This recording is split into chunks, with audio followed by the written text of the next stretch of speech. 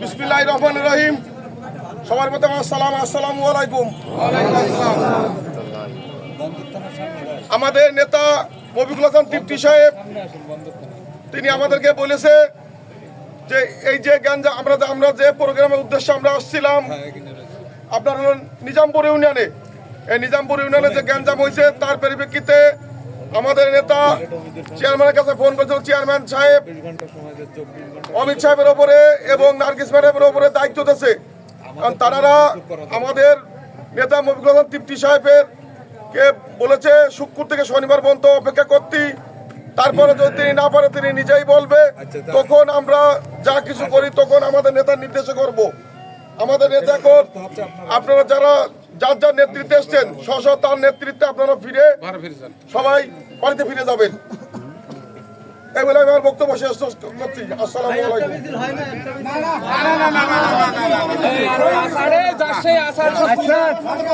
আপনারা চুপ করেন, আপনারা ধৈর্য ধরেন, কথা শুনুন। এইবার আমাদের সামনে বক্তব্য রাখবেন কন্যাদাহ গ্রামের রিজাল ভাই। বলছি যে তৃপ্তি চাচা বলেছে যে আপনারা শান্ত থাকেন, কেউ কোনো গন্ডগোল করবেন না। চেয়ারম্যান উনি বলে দায়িত্ব রয়েছে হচ্ছে অমিত ভাই পরে। অমিত ভাই শুক্র থেকে শনিবারের মধ্যে ঝামেলা সব মিটাই দেবে। তারপর যদি না দেয় পরে আমরা সবাই ব্যবস্থা নেবো, একসাথে ঝাঁপিয়ে পড়বো। আমরা পিছন ফিরে তাকাবো না। সবাই প্রস্তুত থাকে আছে, আমরা সবাই একসাথে ঝাঁপিয়ে পড়বো। জি রিজাল ভাই এগিয়ে চলো, ভাই এগিয়ে চলো। চাচা তোর ইউনিয়নের উদ্দেশ্য কথা বল ভাই। চেয়ারম্যান ভাই আসেন ভাই, হাবিব চাচা কিছু কথা বলবেন? আসসালামু আলাইকুম।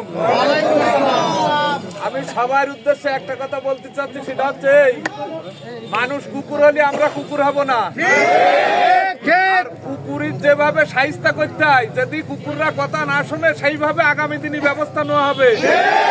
এরকম আমরা যার সেই স্থানে পৌঁছে যাব। আস্তে আস্তে সবাই ধীর ঠান্ডা, কেউ কটুক্তি কোনো কথা বলবো না, কারোর উপরে কোনো খারাপ আচরণ করব না। তবে আমাদের নেতার যে পদক্ষেপ, যে উদ্দেশ্য, যদি আমরা ভালোভাবে বিচার না পাই তা আমাদের বিচার আগামীতে আমরা নিজেরাই করে নেব।